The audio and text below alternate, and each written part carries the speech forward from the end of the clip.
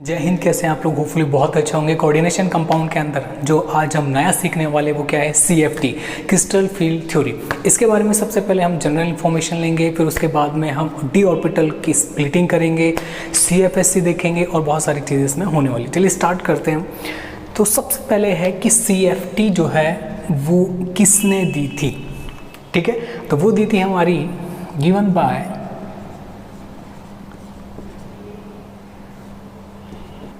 बेथे and van Vleck. Scientist के नाम में इन्होंने ये थ्योरी दी थी, क्रिस्टल फील्ड थ्योरी। ओके, अब बात करते हैं कि क्रिस्टल फील्ड थ्योरी के अंदर क्या क्या चीज़ें हैं, इस थ्योरी ने क्या क्या चीज़ें हमें बताई। तो हम पॉइंट्स के रूप में देख लेते हैं। फर्स्ट पॉइंट क्या कि अकॉर्डिंग टू CFT, ठीक है, मेटल और लिगेंड के बीच में, मेटल लिगेंड के बीच में इन्होंने बताया electrostatic force of attraction present होता है। It means ionic bonding.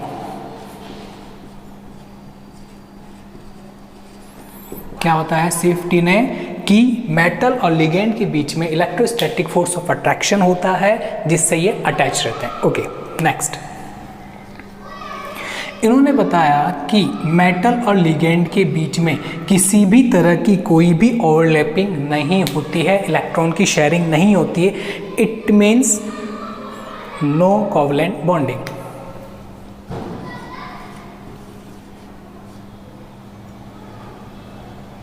No covalent bonding.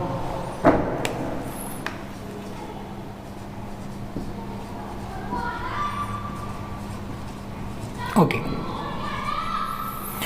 यानी कोवलेंट बॉन्ड के बारे में नहीं बताती है CFT। ये बोलती है सिर्फ इलेक्ट्रोस्टैटिक फोर्स ऑफ अट्रैक्शन किनके, लिगेंड और मेटल के बीच में। ये 3 पॉइंट हमने यहाँ पे देखे। अब हम डी ऑर्बिटल को स्प्लिट कराने से पहले साइड में चलते हैं और एक कंपाउंड लेते हैं, ऑक्टाहाइड्रल कंपाउंड। देखिए, ऑक्टाहाइड्रल कंपाउंड कुछ इस तरह का होता है और ये रहा ML6। ये कोई कोऑर्डिनेशन कंपाउंड मैंने ले लिया और ऑक्टाहाइड्रल कंपाउंड है ये लीजिए। यहाँ पे लिगेंड होंगे और यहाँ पे भी लिगेंड। इसको और क्या बोलते हैं, square bi pyramidal structure. Okay, octahedral. अब सुनिए, ये जो बॉन्ड आपको दिख रहे हैं कौन से वाले, ये वाले, ठीक है, जो स्क्वायर के अंदर है। ठीक है, मेटल लिगेंड जो बोल रहे हैं, ये है इक्वेटोरियल बॉन्ड। कैसे हैं, इक्वेटोरियल बॉन्ड। और ये जो बॉन्ड आपको दिख रहे हैं वो कैसे बॉन्ड है, एक्सियल बॉन्ड। कैसे हैं ये, एक्सियल बॉन्ड। ओके, अब सुनिए, अगर कंपाउंड हमारा परफेक्ट ऑक्टाहाइड्रल है तो एक्सियल और इक्वेटोरियल बॉन्ड लेंथ, मैं किसकी बात कर रहा हूँ, बॉन्ड लेंथ क्या होगी, इक्वल, बराबर होगी। ठीक है, यानी ये वाले बॉन्ड और ये वाले बॉन्ड का डिस्टेंस क्या होगा, सेम होगा। ठीक है, आगे चलते हैं। अब सुनिए, अब हम ये समझना चाह रहे हैं कि CFT के अंदर हम जो स्प्लिटिंग करेंगे वो 2 पार्ट में करेंगे, T2G एंड EG। अब सुनिए कि होता क्या है। ये हमारे सामने कुछ इंफॉर्मेशन मैंने आपको बताई। ठीक है, अब सुनिए, इस कंपाउंड में जो लिगेंड लगे वो कैसे लगे, एक बार इनके बारे में हम देख लेते हैं। यहाँ पे देखिए, ये जो बॉन्ड एंगल है कौन सा वाला, ये है 90 डिग्री। कितना है, 90। ये जो बॉन्ड एंगल है वो 90 और ये भी कितना है, 90। ओके, तो सुनिए, इस स्क्वायर में इन दोनों, ये बॉन्ड इस बॉन्ड के बीच में 90 डिग्री है और जो स्क्वायर से ये जो लिगेंड अटैच है इसके बीच में भी बॉन्ड एंगल कितना है, 90 डिग्री। ओके, अब सुनिए, एक लिगेंड यहाँ आ रहा है, एक लिगेंड यहाँ आ रहा है और एक लिगेंड यहाँ आ रहा है। तो ये एक्स एक्सिस हो गई, ये वाई हो गई और ये जेड हो गई। क्यों हो गई, सुनिए, ये एक्स वाई जेड, इनमें कितने डिग्री का एंगल है, तीनों में 90 डिग्री का एंगल है। 90 डिग्री का एंगल है सब में। तो ये जो लिगेंड है ये यहाँ से अप्रोच कर रहा है इस मेटल को इस एक्सेस से, यानी जो लिगेंड है वो इस मेटल से कैसे अप्रोच कर रहे हैं, एक्सेस से, ठीक है। तो ये जो लिगेंड आएगा तो अपने ऑर्बिटल में जो इलेक्ट्रॉन डेंसिटी इलेक्ट्रॉन क्लाउड है वो, और इस एक्सिस पे, इस वाले एक्सिस पे जो मेटल की इलेक्ट्रॉन डेंसिटी है इलेक्ट्रॉन क्लाउड है, उन दोनों के बीच में क्या होगा, रिपल्शन। तो इनकी जो एनर्जी है वो क्या हो जाएगी, इंक्रीज। सेम यहाँ पे होगा और सेम यहाँ पे होगा, यानी इस मेटल के जो भी ऑर्बिटल इस एक्सिस पे होंगे वो इससे क्या करेंगे, रिपल्शन करके क्या हो जाएंगे, हायर एनर्जी में चले जाएंगे, यानी रिपल्शन फील करके इनकी एनर्जी क्या हो जाएगी, हाई। ओके, ये तो हमने यहाँ पे समझा है। अब इधर आइए, यहाँ पे हमारे सामने डी ऑर्बिटल, ये लीजिए 1 2 3 4 5 डी ऑर्बिटल। ये मेटल के डी ऑर्बिटल है, कोई भी मेटल हो सकता है, कोई भी कॉम्प्लेक्स कंपाउंड जिसका मैंने क्या ले लिया, डी ऑर्बिटल। अब सुनिए, अभी लिगेंड जो है अभी इसके पास में आई नहीं है, अभी सिर्फ मेटल ऐसा ही है अकेला। अब जैसे ही लिगेंड इसके पास में आएंगे तो रिपल्शन फील होगा, और रिपल्शन फील होने से इसकी जो एनर्जी है वो क्या हो जाएगी, हाई। यहाँ से यहाँ क्यों चला गया, देखिए इसकी एनर्जी लेवल और इसके एनर्जी लेवल में डिफरेंस है, तो एनर्जी हाई कैसे हो गई, क्योंकि जैसे ही लिगेंड आया तो रिपल्शन फील होगा, रिपल्शन फील होने से एनर्जी क्या हो जाती है, इंक्रीज। तो ये लीजिए, ओके। अब सुनिए, हमारे ये जो डी ऑर्बिटल है ये जैसे ही लिगेंड आते हैं वैसे ही 2 पार्ट में क्या हो जाते हैं, कन्वर्ट। ये लीजिए, ये है T2G और ये है EG। क्या बोला हमने कि डी ऑर्बिटल जो है वो 2 पार्ट में कन्वर्ट हो गए, T2G and EG। G for gerade. Gerade, gerade का मीनिंग जिसमें सेंटर ऑफ सिमेट्री प्रेजेंट होती है। जी का मतलब है सेंटर ऑफ सिमेट्री, जिसमें प्रेजेंट होती है उसे बोलते हैं जिरेड। ओके, नेक्स्ट, यहाँ पे भी सेम वही सीन हो जाएगा, centre of symmetry present. Okay, T2 का मतलब क्या है, सुनिए, T2 का मतलब है ये रहा, ट्रिपली डीजनरेट। क्या है, ट्रिपली डीजनरेट। और E का मतलब क्या है, डबली डीजनरेट। समझ में आया क्या क्या है, तो सारी टर्म क्लियर हो गई हमारी, क्या कि T2G के अंदर G आया जिरेड के लिए। जिरेड क्या होता है, जिसमें जिन कंपाउंड में सेंटर ऑफ सिमेट्री होती है, ऑक्टाइडल में होती है, तो इसको हम क्या बोलते थे कि जिरेड है। ओके, यहाँ पे भी G का मतलब सेम है। नेक्स्ट, अब बात करते हैं T2 का मतलब क्या है। T2 का मतलब ये है कि यहाँ पे 3 डीजनरेट ऑर्बिटल हैं, और E का मतलब है यहाँ पे डबली डीजनरेट है। देखिए यहाँ पे कितने ऑर्बिटल हैं, 3, इसलिए क्या लिखा है, हाँ, ट्रिपली डीजनरेट ऑर्बिटल्स, और यहाँ पे 2 हैं इसलिए यहाँ पे क्या लिखा है, doubly degenerate. Okay, got it. Next, अब सुनिए, ये जो यहाँ से मैं एक लाइन ड्रॉ करता हूँ, इसकी एनर्जी लेवल को मैंने ड्रॉ कर दिया रेड कलर से, ठीक है। अब सुनिए, इसको बोलते हैं बेरी सेंटर। क्या बोलते हैं, बेरी सेंटर। चलो अब सुनिए, इस बेरी सेंटर से ये कितना नीचे गया और ये कितना ऊपर गया, वो हम अब कैलकुलेट करेंगे। तो सुनिए, ये गया है -0.4 डी डेल नॉट,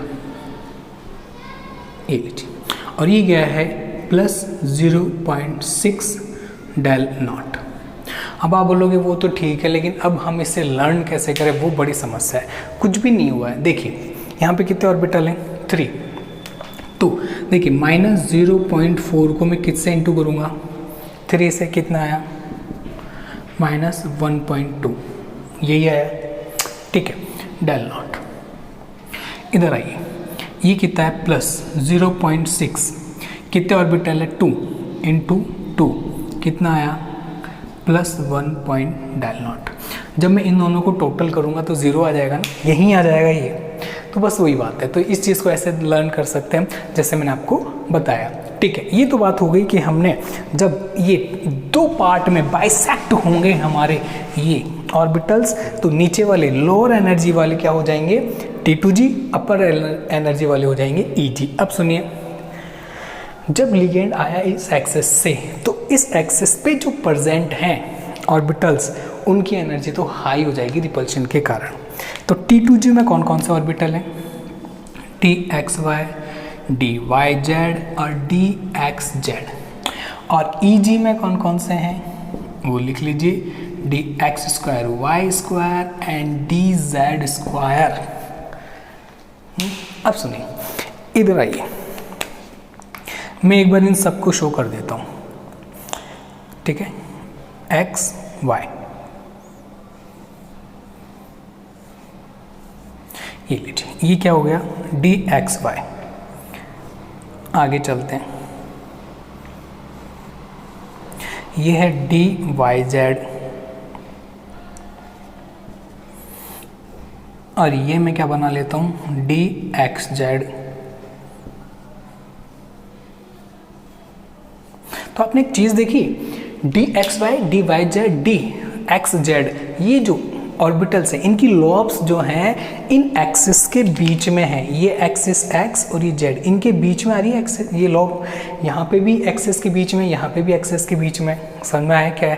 तो सुनिए, इस मेटल की जो लोब इस एक्सिस पे थी उससे रिपल्शन कर रहा है ये लिगेंड, तो उसकी एनर्जी बढ़ेगी, उनकी नहीं बढ़ेगी जो इन एक्सिस के बीच में है। तो इधर आइए फिर इनको समझते हैं। देखिए, ये X ये Z, तो ये क्या हो गया DZ²। ठीक है, और ये क्या हो गया DX² और Y²। अब इनमें देखिए, ये जो लोब्स हैं वो किस पे आ रही है, एक्सिस पे आ रही है, एक्सिस पे आ रही है। तो ये जो लोब्स हैं वो इनसे लिगेंड से रिपल्शन करके क्या करेगी, अपनी एनर्जी को हाई कर लेगी, इसलिए इसने यहाँ से ऊपर चला गया। ये समझ में आई ये चीज़? हाँ, तो इसलिए ये अपर एनर्जी के हो जाते हैं और T2G लोअर एनर्जी के ऑर्बिटल्स हो जाते हैं। ये चीज़ समझ में आ गई होगी। ठीक है, ये जो सीन है, ये जो आपके सामने चीज़ें वो है किसके लिए, ऑक्टाहेड्रल के लिए। ये किसके लिए, हम यहाँ लिख देते, मेंशन कर देते हैं, it is for octahedral.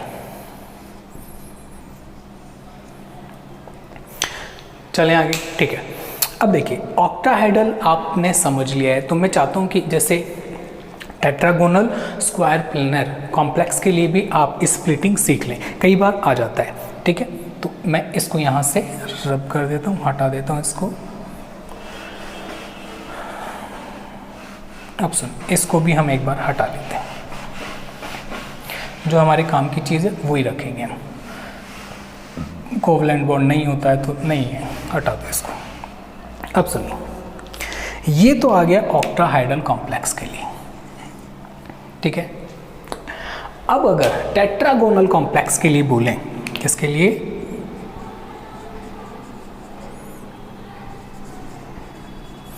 Tetragonal complex के लिए, तो होगा क्या, सुनिए,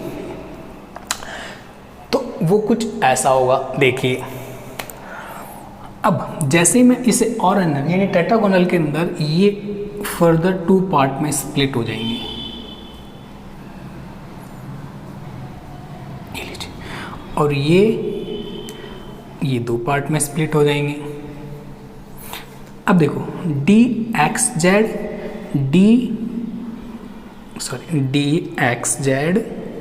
DYZ, ठीक है, और ये क्या है DXY, ये हो गया DZ² और ये हो गया DX² माइनस Y²। ये चीज़ समझ में आई क्या? तो Z ऑर्बिटल जो है वो नीचे की तरफ आ रहा है इसके अंदर, ध्यान से देखिए। अब देखिए, अगर मैं एनर्जी ऑर्डर ड्रॉ करता हूँ, फॉर एग्जांपल मैंने बोला कि भैया ऑक्टाहेड्रल के लिए ऑर्बिटल्स का एनर्जी ऑर्डर अगर मैं मेंशन करता हूँ तो क्या हो जाएगा ऑक्टाहेड्रल के लिए T2G और देन EG, सिंपल यही है। लेकिन अगर मेरे को बोलता है कोई कि भाई इनके लिए मेरे को एनर्जी ऑर्डर लिखना है तो क्या लिखेंगे हम टेट्रागोनल के लिए, तो हम क्या लिख देंगे, यहां से स्टार्ट करेंगे नीचे से, क्या dxz dyz, ये तो सेम है, ठीक है। फिर इससे ज़्यादा एनर्जी किसकी है, dxy की, इससे ज़्यादा एनर्जी किसकी है, dz स्क्वायर की, और इससे ज़्यादा एनर्जी किसकी है, dx स्क्वायर y स्क्वायर की। तो ये जो एनर्जी ऑर्डर मैंने यहाँ पे मेंशन किया है वो समझ में आ गया होगा आप लोगों के, ठीक है। तो ये चीज़ें पूछता है कि what is the energy order of orbital in square tetragonal, octahedral और एक और स्क्वायर प्लेनर में भी देख लीजिए आप। उसमें क्या होता है कि ये ऑर्बिटल तो इससे भी ऊपर चला जाता है एनर्जी में, ये इससे नीचे आ जाता है, ये और नीचे आ जाता है, और ये और ऊपर चला जाता है, ठीक है। तो ये तो क्या हो गया dxz dyz, ये हो गया, ये नीचे dz स्क्वायर नीचे आया, ध्यान से देखिए dz स्क्वायर नीचे आ गया इधर से, और dxy ऊपर चला गया यहाँ पे dx square minus Y square. ध्यान से देखिए, समझ में आया क्या? हाँ, बड़ा यहाँ पे इसको एक काम कीजिए आप, इसको यहाँ से हटा दीजिए और यहाँ लिख दीजिए dz स्क्वायर, ठीक है, ये लीजिए। अब देखिए, अब समझ में आ गया, ओवर क्रॉसिंग हो रही है, तो ये है स्क्वायर प्लेनर,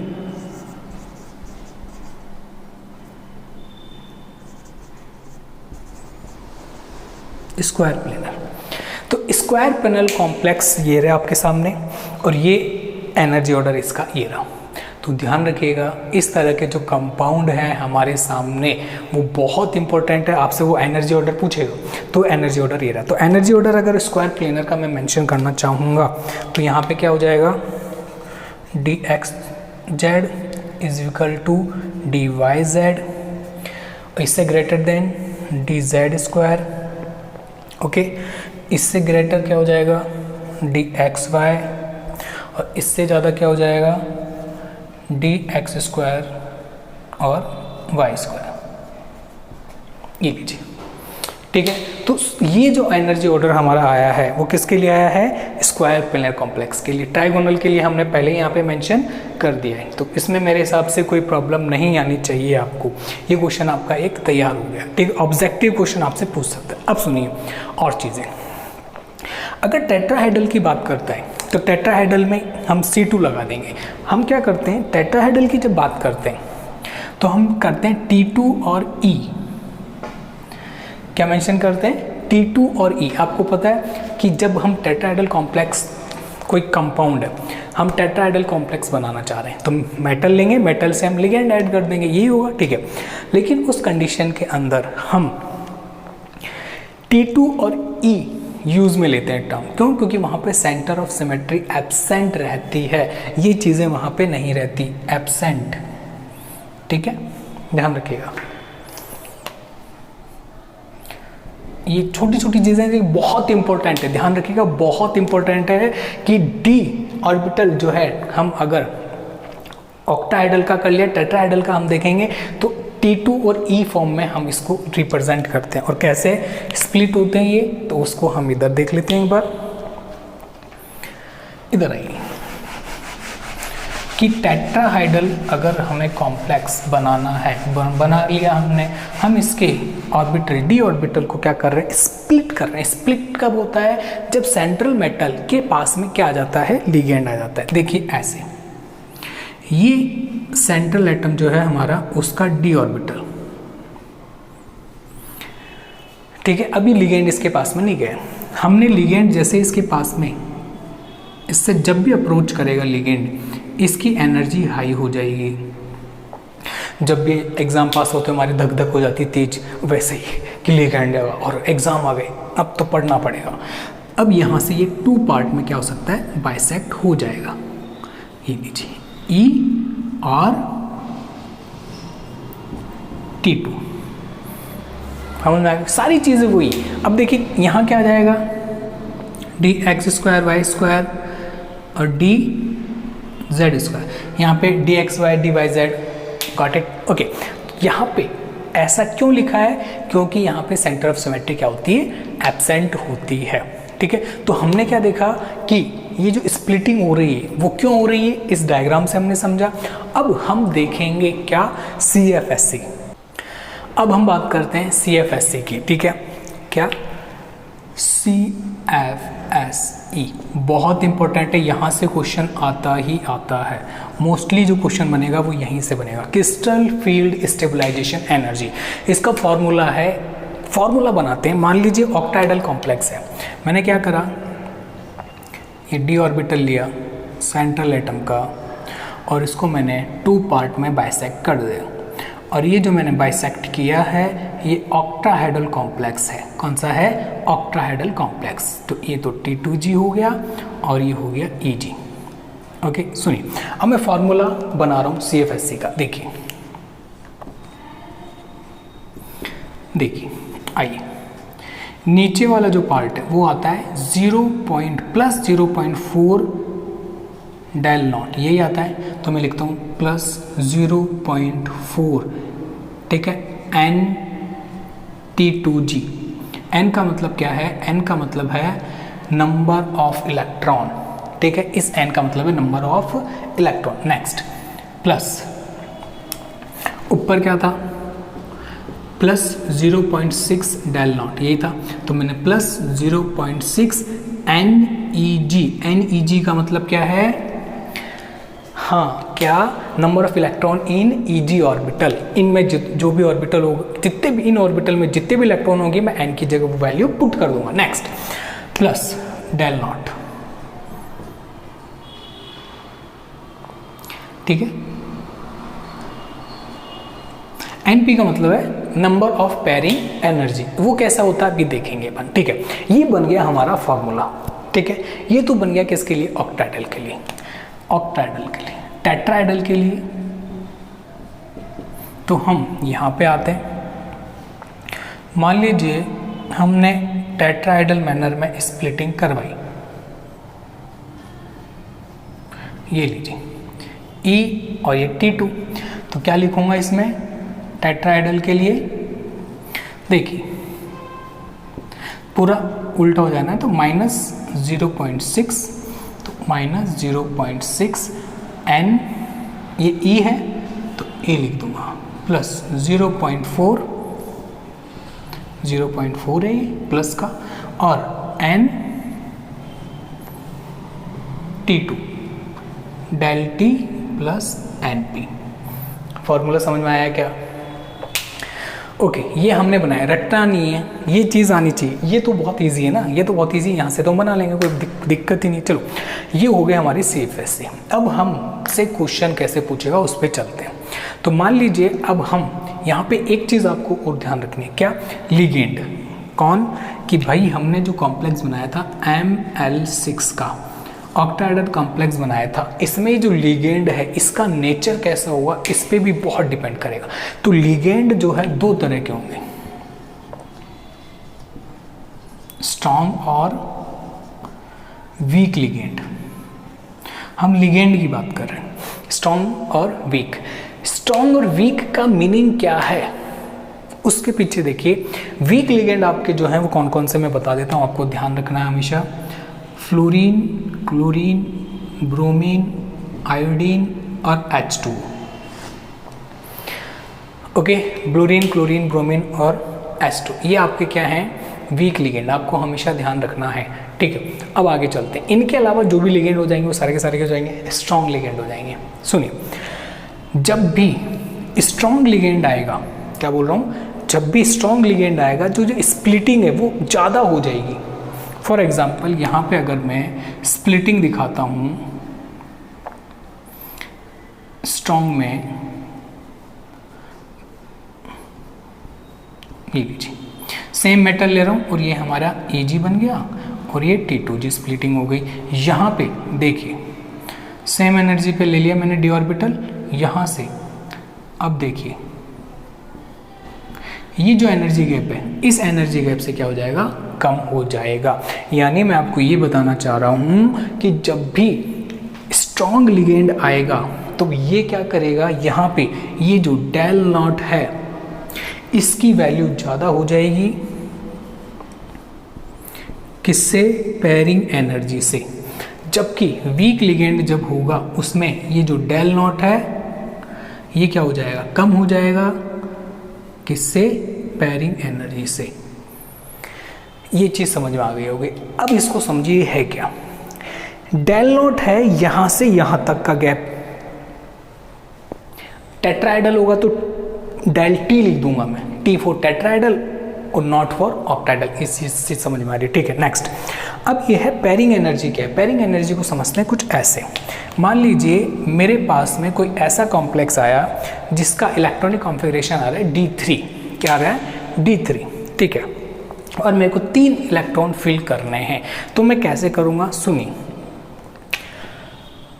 1 2 3। स्ट्रॉन्ग लिगेंड होगा तब भी मैं ऐसे ही करूँगा, और वीक लिगेंड होगा तब भी मैं ऐसे ही फिल करूँगा जैसे यहाँ पे किया है। होम्स रूल फॉलो होगा, 3 इलेक्ट्रॉन तब। बट इट 4th इलेक्ट्रॉन जैसे ही आएगा, जैसे मान लीजिए यहाँ पे होता D4 और आपको दे रखा है स्ट्रॉन्ग लिगेंड, अब आपको इलेक्ट्रॉन फिल करना है। ऑक्टाइडल कॉम्प्लेक्स है, T2G EG में आपने बाइसेक्ट कर रखा है, ठीक है, 4 इलेक्ट्रॉन फिल करना है, आपके पास में 4 इलेक्ट्रॉन है, ये आपके पास में ऑर्बिटल है 5, ठीक है।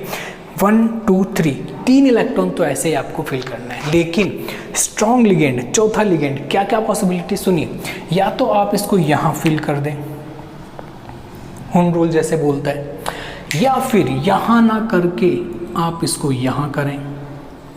तो आप जब इलेक्ट्रॉन को, आपके पास में 2 चॉइस होगी, अब कौन सी फुलफिल होगी वो सुनिए। यहाँ पे कंडीशन लिख रखी है कि स्ट्रॉन्ग लिगेंड जब भी होगा वो क्या करेगा, इस गैप को बढ़ा देगा। इस गैप को बढ़ा देगा का मतलब है कि इलेक्ट्रॉन को यहाँ से यहाँ जाने में बहुत एनर्जी लगेगी। लेकिन ऊपर वाला जब एक गेट बंद करता है तो कई सारे खोल देता है, ये यहाँ तो नहीं जा सकता लेकिन यहाँ आ सकता है। क्यों कि जैसे ही वो यहाँ पे आएगा 4th इलेक्ट्रॉन, तो पेयरिंग एनर्जी, भाई पेयर हो गया, तो पहले तो एक इलेक्ट्रॉन था, अब दूसरा इलेक्ट्रॉन आ गया, तो पेयर हो गया ना, तो एनर्जी होगी, रिपल्शन वगैरह होगा, तो ये जो एनर्जी है वो कम है, किससे, इस वाली एनर्जी से। तो मेरे पास में अगर ये चीज़ है कि मेरे पास में एनर्जी कम खर्च करनी पड़ रही है तो मैं कौन सी करूँगा, पेयर एनर्जी वाली, गॉट इट। लेकिन अगर मेरे पास D4 कॉन्फ़िगरेशन है और वीक लिगेंड दे रखा है तो मेरे पास ये कंडीशन है, ये डेल नॉट की वैल्यू कम है, तो ये इलेक्ट्रॉन कौन से ऑर्बिटल में चला जाएगा, वो चक्के ऊपर वाले ऑर्बिटल में, यानी EG में इजीली चला जाएगा। ये क्या है, EG, और ये समझ में आया। एक एग्जांपल D4 वाला हमने लिया, एक और लेते हैं D5 वाला। मान लीजिए मेरे पास में 5 इलेक्ट्रॉन है, ठीक है, आइए 3 इलेक्ट्रॉन तो वैसे ही भरने, चाहे स्ट्रॉन्ग लिगेंड हो चाहे वीक लिगेंड हो, तीनों इलेक्ट्रॉन फिल कर दिए, ठीक है। ये जो ऑर्बिटल है थोड़े बड़े बना लेते हैं ताकि अपन को थोड़ा अच्छे से दिख सके, ठीक है। ये लीजिए, ये लीजिए, ओके, अब दिख जाएगा अच्छे से, ठीक है। अब सुनिए, 3 इलेक्ट्रॉन तो हम ऐसे ही भरेंगे चाहे कुछ भी हो, 1 2 3। क्या दे रखा है, 5 इलेक्ट्रॉन है, 5 इलेक्ट्रॉन मेरे को फिल करने हैं, तो मैं कैसे करूँगा, यहाँ आऊँगा, स्ट्रॉन्ग लिगेंड है, 3 कर दूंगा, 4th इलेक्ट्रॉन कहाँ जाएगा, यहाँ, और 5th इसके जस्ट पास वाले में, क्योंकि ये वाली एनर्जी बहुत ज़्यादा है। वो चक्के कब जाएगा, जब यहाँ पे जगह ही नहीं बचेगी, समझ में। अभी यहाँ पे ऑर्बिटल है खाली, तो यहाँ भरेंगे, 5 इलेक्ट्रॉन यहाँ रेंज हो गए, यहाँ ये 3 इलेक्ट्रॉन भरने के बाद में 4th इलेक्ट्रॉन आराम से जंप करके ऊपर चला जाएगा और ये 5th भी ऊपर चला जाएगा। ये चीज़ समझ में आ रही होगी आपको, बिल्कुल। ये किस पे डिपेंड करेगा, ये डिपेंड करेगा हमारे लिगेंड पे। हमारे लिगेंड महाराज कैसे हैं, अगर वो स्ट्रॉन्ग है तो उन्होंने बोल दिया ऊपर जाने का नहीं, ऊपर जाने का नहीं, ऊपर तब जाएगा जब नीचे भर जाएगा। ये वीक है, ये बोलेगा भी कि ऊपर जाने का नहीं, तो हम मानेंगे क्या? ये पापा के जैसे, फादर के जैसे, कि फादर जी ने बोल दिया एक बार कि ऐसा करने का है तो वैसे ही होगा। फिर मम्मी 10 बार बोल देते हैं, हाँ मार भी खा लेते हैं मम्मी, कोई बात नहीं, वो लिख सीन है। समझ में आया क्या? ठीक है, अब हम कुछ एग्जाम्पल लेते हैं और उनको स्ट्रॉन्ग और वीक लिगेंड से समझने की कोशिश करते हैं। अब ये जो सेगमेंट है हमारा ये वाला लेक्चर का, वो है एग्जाम्पल वाला, जिससे हमने अभी तक जो सीखा है उसको अप्लाई करना सीखेंगे। देखिए, मान लीजिए कि मेरे पास में कोई कंपाउंड इन्होंने दिया कुछ ऐसा, वो कुछ भी दे सकता है, ये लीजिए, ठीक है। और इसने हमसे क्या पूछ लिया? इसका हाइब्रिडाइजेशन पूछ लिया, इसकी मैग्नेटिक प्रॉपर्टी पूछ ली, हमसे इसका डाइपोल मोमेंट पूछ लिया। ये निकालते हैं, डरेंगे नहीं। सबसे पहले क्या करना है, आपको सेंट्रल एटम देखना है कौन है। सेंट्रल एटम है आयरन, आयरन का एटॉमिक नंबर 26, इसका आउटर शेल इलेक्ट्रॉनिक कॉन्फ़िगरेशन हम यहाँ पे लिख देते हैं, ये लीजिए। लेकिन यहाँ पे +2, और इसका ऑक्सीडेशन नंबर अगर जब मैं निकालूंगा तो कैसे निकालूंगा, ये मैं आपको लास्ट लेक्चर में बता चुका हूँ। X इसका कैलकुलेट करना है, प्लस H2 का 0 होता है। अब एक H2 लूँ, चाहे 1000 H2 लूँ, चाहे 6 H2 लूँ, 0 रहेगा इसका जो भी चार्ज है, क्योंकि न्यूट्रल है। और इस पूरे कंपाउंड पे +2 चार्ज है, तो X की वैल्यू कितनी आ गई? +2। समझ में आ गया? यानी आयरन मेरे पास में किस फॉर्म में है? +2 फॉर्म में है। तो इसमें से 2 इलेक्ट्रॉन में निकाल दूंगा और जो बचेगा रिमेनिंग मैंने यहाँ पे मेंशन कर दिया, ये लीजिए। यानी मेरे पास में 6 इलेक्ट्रॉन है जो मेरे को d ऑर्बिटल में फिल करने, और यहाँ पे लिगेंड कैसा है? H2O। मैंने आपको बता रखा है H2O और जितने भी हैलाइड है सारे के सारे वीक लिगेंड हैं। आइए, ऑक्टाहेड्रल कॉम्प्लेक्स है, मैं स्प्लिटिंग कर लेता हूँ इनकी, कि ये मेरा d ऑर्बिटल, ठीक है, ये लीजिए, थोड़ा बड़ा बड़ा बनाते हैं ताकि हमें जब इलेक्ट्रॉन फिल करें तो दिखे कि कैसे फिल करना है। ये लीजिए, ऊपर वाला EG, नीचे वाला T2G। ओके, फिल करते हैं इलेक्ट्रॉन। कितने इलेक्ट्रॉन है? 6 इलेक्ट्रॉन। आइए, 1 2 3, 3 इलेक्ट्रॉन तो कहीं दिक्कत नहीं, चौथे इलेक्ट्रॉन में दिक्कत आएगी। तो चौथा इलेक्ट्रॉन कहाँ फिल करूँगा? 6 इलेक्ट्रॉन फिल करने। लिगेंड देखूंगा, लिगेंड कैसा है? वीक लिगेंड है, हम इसकी मानेंगे नहीं, हम इजीली ऊपर चले जाएंगे। 4th और 5th इलेक्ट्रॉन मैंने फिल कर दी। ये मैंने क्या बोला? जब भी वीक लिगेंड होगा, वीक लिगेंड कौन कौन से लर्न कर लो, हमेशा काम आएंगे। जितने भी हैलाइड है, फ्लोरीन, क्लोरीन, ब्रोमीन, आयोडीन और H2, ये कैसे हैं? वीक लिगेंड है, ठीक है। वीक लिगेंड में क्या होगा? हाई स्पिन होगा, इसे क्या बोलते हैं? High spin. अभी मैंने क्या किया है? High spin. इसका मतलब ये है कि नीचे इलेक्ट्रॉन, जैसे ही 3 इलेक्ट्रॉन हुए उसके बाद में मैं हाई स्पिन, ऊपर वाले स्पिन यानी ऊपर वाले हायर एनर्जी में चला गया हूँ, ठीक है। यहाँ पे क्या आपको पता है कि डेल नॉट की वैल्यू जो है कम होती है पेयरिंग एनर्जी से। क्योंकि यहाँ पे क्या है?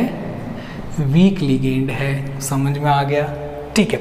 अब सुनिए, इसका हाइब्रिडाइजेशन क्या होगा? हाइब्रिडाइजेशन के लिए मैंने बीबीटी में बताया था कि जितने लिगेंड होते हैं उतने ही मेरे को खाली ऑर्बिटल चाहिए। कितने लिगेंड है? 6। तो मेरे को 6 क्या चाहिए? हाँ, खाली ऑर्बिटल। तो सुनिए, ये जो D था ये कौन सा था? 3D था। 3D तो हो गया फुल। इधर देख लीजिए, मान लीजिए ये मेरा क्या है? 3D। 3D के बाद में क्या आता है? 4s। 4s के बाद में क्या आता है लाला? 4p। और ये 4d। 1 2 3 4 5 8। ओके, तो मैं क्या बोल रहा हूँ कि यहाँ पर तो मेरे पास में सबके पास में एक एक इलेक्ट्रॉन आ गया, ये 2 भर गया। अब मेरे को क्या चाहिए? 6 लिगेंड के लिए 6 वैकेंट D ऑर्बिटल चाहिए कैसे भी करके। तो देखिए क्या है, एक S का हो जाएगा, 3 P के हो जाएंगे और 2 D के हो जाएंगे। तो हाइब्रिडाइजेशन क्या हो गया? sp3d2। क्या हो गया? sp3d2। हाइब्रिडाइजेशन क्या हो गया? sp3d2। शेप कैसा हो गया? ऑक्ट्राहाइडल। कैसा हो गया? ऑक्ट्राहाइडल, ठीक है। इनर ऑर्बिटल कॉम्प्लेक्स या आउटर ऑर्बिटल कॉम्प्लेक्स, कैसा है ये? Outer orbital complex. Outer orbital complex का मतलब क्या है? सुनिए, यहां पर इनर डी ऑर्बिटल तो फुलफिल हो गया, काम फुलफिल नहीं, यहाँ काम ही नहीं आ रहा हाइब्रिडाइजेशन में। हाइब्रिडाइजेशन में बाहर वाला आउटर वाला डी ऑर्बिटल काम आ रहा है, इसलिए मैंने इसे लिखा है outer orbital complex. Got it? ठीक है, तो ये सारी इंफॉर्मेशन और इंफॉर्मेशन है क्या, मैग्नेटिक मूवमेंट क्या हो जाएगा, फॉर्मूला क्या होता है n+2। n क्या है, नंबर ऑफ अनपेयर इलेक्ट्रॉन, वो कितने हैं यहाँ पे 1 2 3 4 5 वैल्यू पुट कीजिए n की 5 + 2 और ये कितना आया 5 × 7 35 म्यू, और म्यू जब इसे कैलकुलेट करेंगे आप तो 5.7 बोर मैग्नेट्रॉन आएगा आंसर। तो ये इंफॉर्मेशन, कौन कौन सी इंफॉर्मेशन सीएफटी दे रहा है कि भैया अगर हाई स्पिन कब कराएंगे, जब मेरे पास में वीक लिगेंड होगा, क्योंकि वीक लिगेंड की कंडीशन पता है, हाइब्रिडाइजेशन आ गया, ऑक्टाहेड्रल कॉम्प्लेक्स है, शेप आ गई, ये कॉम्प्लेक्स कैसा है इसकी इंफॉर्मेशन मुझे मिल गई सीएफटी से, और मैग्नेटिक मूवमेंट में यहाँ पे निकाल सकता हूँ, और क्या चीज़ है इसकी नेचर, मैग्नेटिक नेचर कैसा है, ऑब्वियस सी बात है अनपेयर इलेक्ट्रॉन है तो हाईली पैरामैग्नेटिक इन नेचर, कैसा हो गया ये पैरामैग्नेटिक। चलें, तो ये सारी इंफॉर्मेशन मेरे को मिली। मान लीजिए मेरे पास है कुछ ऐसा लिगेंड होता जिसके अंदर कुछ ऐसा होता,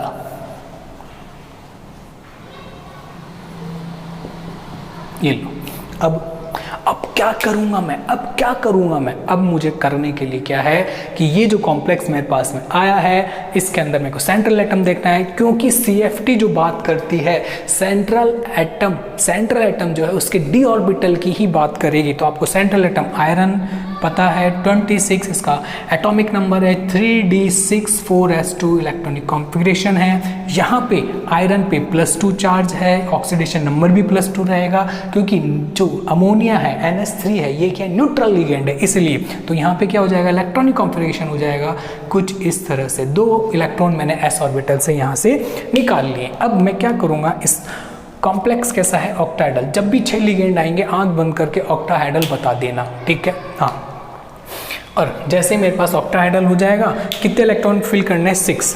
अमोनिया कैसा है स्ट्रॉन्ग लिगेंड, कैसा है स्ट्रॉन्ग लिगेंड, ठीक है। आइए, जैसे ही मैं 3 इलेक्ट्रॉन फिल करूँगा, 3 इलेक्ट्रॉन के बाद में 4th इलेक्ट्रॉन कहाँ फिल करूँगा, यहीं, और 5th भी यहीं करूँगा, और 6th भी यहीं करूँगा। एक मिनट, हमारे यहाँ पे कितने इलेक्ट्रॉन थे 6, तो ध्यान रखेंगे यहाँ पर अनपेयर इलेक्ट्रॉन 5 नहीं होंगे, 4 होंगे। देखिए इधर आइए, पिछले इसी को अपन सॉल्व कर रहे हैं, कितने इलेक्ट्रॉन है 6, मैंने 5 ही फिल किए थे, 6th ये रहा। अब यहाँ पे ये जो n की वैल्यू कितनी 4, भाई यहाँ पे 4 फिल करेंगे, ठीक है। अब आंसर कुछ और आएगा, आंसर आएगा 4.8, आंसर क्या आ जाएगा 4.8 बोर मैग्नेट्रॉन, ठीक है। पिछले एग्जांपल का अपन ने इलेक्ट्रॉन 6 पूरे भरने थे ना, 6 ऐसे आएंगे। अब कितने इलेक्ट्रॉन, देखिए सुनिए, मेरे पास 6 इलेक्ट्रॉन भरने, लिगेंड कैसा था यहाँ पे वीक लिगेंड है, तो 1 2 3 4 5, अब 6 इलेक्ट्रॉन यहाँ भरूंगा, गॉट इट, ठीक है। तो ऐसे करके मेरे पास में अनपेयर इलेक्ट्रॉन कैसे हो गए 1 2 3 4 अनपेयर इलेक्ट्रॉन, n की वैल्यू 4 आ गई, तो मैं यहाँ से बोर मैग्नेट्रॉन आ गया, ये अभी भी पैरामैग्नेटिक ही है। इधर आइए, यहाँ पे भी मेरे को 6 इलेक्ट्रॉन भरने हैं, लेकिन इलेक्ट्रॉन 6 कैसे फिल करूँगा, यहाँ पे लिगेंड बताएगा। लिगेंड क्या है, लिगेंड है मेरे पास में स्ट्रॉन्ग लिगेंड है। तो क्या होता है स्ट्रॉन्ग लिगेंड में, मैंने आपको बता रखा है क्या, लो स्पिन कॉम्प्लेक्स बनता है। लो स्पिन का मतलब क्या है कि डेल नॉट जो है कम होती है पेयरिंग एनर्जी से, यानी यहाँ पे डेल नॉट ज़्यादा होता है किससे, पेयरिंग एनर्जी से। इसका मतलब है कि सारे के सारे इलेक्ट्रॉन यहाँ आ जाने हैं। 6 इलेक्ट्रॉन मैंने यहाँ पे फिल कर दिए हैं, ये अभी बता चुका हूँ मैं आपको, ठीक है। अब सुनिए, यहाँ पे कोई भी अनपेयर इलेक्ट्रॉन नहीं है, तो n की वैल्यू 0, जैसे n की वैल्यू 0 होगी तो म्यू भी आपका क्या हो गया 0। क्यों, इस फॉर्मूला में जब भी मैं n की वैल्यू 0 रखूँगा तो म्यू क्या आ जाएगा 0, मैग्नेटिक मूवमेंट कितना आ गया 0। It means it is diamagnetic in nature. ये कैसा है? डायामैग्नेटिक है नेचर के अंदर, ठीक है। ये सारी इंफॉर्मेशन कहाँ से मिल गई मेरे को? CFT से। तो कैसे, क्या क्या चीज़ें बताई CFT ने? कि लिगेंड पे डिपेंड करता है। लिगेंड बताएगा कि लो स्पिन है या हाई स्पिन होगा। वो बताएगा कि डेल नॉट की एनर्जी ज़्यादा है या डेल नॉट की एनर्जी कम है। समझ में आ गया क्या? यहीं से आपका सब कुछ डिसाइड होने वाला है, ठीक है। एक और एग्जांपल देखते हैं, आइए। मान लीजिए कि मैंने क्या करा, एक कॉम्प्लेक्स लिया ऐसा, ये लीजिए, कोबाल्ट का अमोनिया का एक कॉम्प्लेक्स ले लिया। लिगेंड अमोनिया है, न्यूट्रल है। मेरे को बताइए यहाँ पे ये कॉम्प्लेक्स जो है, ये जो कॉम्प्लेक्स है ये कैसा है? पहली बात तो इनका हाइब्रिडाइजेशन, इधर आइए, इसका हाइब्रिडाइजेशन तो निकाला ही नहीं, इसका हाइब्रिडाइजेशन बताइए और इसका भी हाइब्रिडाइजेशन बताइए। हाँ, इसका हाइब्रिडाइजेशन देखिए, मैंने लिगेंड फिल कर दिए थे, इसके इलेक्ट्रॉन फिल कर दिए इनमें, ठीक है, लिगेंड के हिसाब से। अब सुनिए, यहाँ पे ये दो खाली रह गए, तो सुनिए यहाँ पे तो ये पूरे भर गए 6 इलेक्ट्रॉन, ठीक है। 2 ये खाली हो गए, ये क्या था? 3D है, ये पूरा ये क्या है? 3D। ये 4s, आगे क्या है? 4p, और आगे क्या है इसके? 4d। तो सुनिए 2d तो ये काम में आ गए, एक s का काम आ गया, और 3 किसके काम आ गए? p के। तो चाहिए तो 6 ही चाहिए ना, क्योंकि 6 ही लिगेंड है, 6 ही वैकेंट डी ऑर्बिटल चाहिए थे मेरे को मिल गए। इट मीन्स कि ये कैसा हो गया? D2sp3 hybridisation. यानी ये कैसा हो गया? ये तो हो गया, ये तो था आउटर ऑर्बिटल कॉम्प्लेक्स, ये कैसा हो गया? इनर ऑर्बिटल कॉम्प्लेक्स, क्योंकि D का इनर ऑर्बिटल काम आ रहा है, आउटर काम में नहीं आ रहा है। देख लो, समझ में आया क्या है? ठीक है। लेकिन इसकी जो शेप रहेगी वो दोनों की कैसी रहेगी? ऑक्टाहाइडल ही रहेगी। मैंने क्या बोला? जब भी लिगेंड 6 होंगे ऑक्टाहाइडल इसकी शेप रहेगी, ज्योमेट्री रहेगी, ठीक है। इधर आइए, क्या है? पहले लिगेंड देखो, लिगेंड कैसा है? Strong ligand. स्ट्रॉन्ग लिगेंड है तो कैसा होगा? क्या कंडीशन बताई थी? कि नीचे ही रहेगा, यानी del not is higher than pair energy. किस पे डिपेंड करता है? स्ट्रॉन्ग लिगेंड पे, ठीक है। अब बात करते हैं सेंट्रल एटम, कितना है? कोबाल्ट 27, और +2 लगा हुआ है, तो 3d7 4s not. This is the electronic configuration of +2 CO+2। तो मेरे को कितने इलेक्ट्रॉन फिल करने हैं? 7। इधर आइए, यही इधर बना लेते हैं, बार बार उस पर करने से कंफ्यूजन हो सकता है कईयों को। इधर देख लेते हैं कितने इलेक्ट्रॉन फिल करने? 7 इलेक्ट्रॉन। देखिए CO जो है कोबाल्ट 27 है, 3d4s27, ये इलेक्ट्रॉनिक कॉन्फ़िगरेशन होता है इसका। मेरे को 2 इलेक्ट्रॉन निकाल दिए, क्योंकि इस पे ऑक्सीडेशन नंबर क्या है इसका? +2। तो आ गया मेरे पास d7 4s नॉट। तो 7 इलेक्ट्रॉन हो गए टोटल। मेरे को डी ऑर्बिटल के इन डी कक्षक में भरने, कैसे भरूंगा मैं? आइए देखिए, 7 इलेक्ट्रॉन भरने, 1 2 3 तक तो कोई प्रॉब्लम नहीं है। लेकिन 4th इलेक्ट्रॉन फिल करने से पहले मैं देखूंगा लिगेंड कैसा है। लिगेंड स्ट्रॉन्ग, वो बोलेगा कि नीचे ही रहो, ऊपर नहीं जाना है। तो 4th 5th 6th, अब 7th इलेक्ट्रॉन कहाँ जाएगा? ये मैंने आपको VBT के अंदर बताया था, ये आपके कहाँ जाएगा? हाँ, 4D में जाएगा। इसका हाइब्रिडाइजेशन जो हो जाएगा वो क्या हो जाएगा? D2sp3। कैसा हो जाएगा? D2sp3। जी हाँ, बिल्कुल ध्यान रखिएगा कि VBT भी आनी चाहिए। ये VBT के से हमने किया ये क्वेश्चन, ठीक है। क्या कि जो लास्ट इलेक्ट्रॉन था, 7 इलेक्ट्रॉन था, वो redistribution of electronic configuration, last VBT जो मैंने आपको बताई थी, वहाँ पे जाइए और देखिए, तो ये कॉम्प्लेक्स जो मैंने अभी बताया वो समझ में आ जाएगा कि हुआ क्या है। सुनिए,